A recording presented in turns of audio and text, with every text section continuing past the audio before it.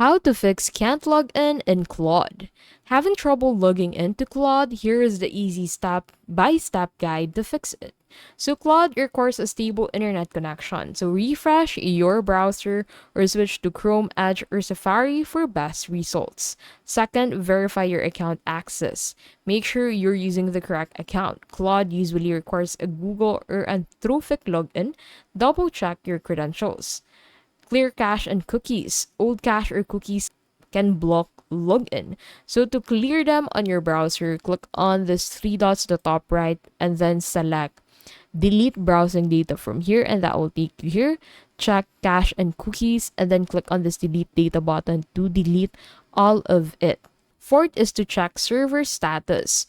Sometimes Claude server may be down. Check Anthropic status page or community updates before troubleshooting further. And then after that, disable extensions or VPN. Ad blockers, VPNs, or extensions can interfere with login. Disable them temporarily and retry. Fixing Claude login issues is simple. Check internet, verify account, clear cache, disable extensions, and test on another device.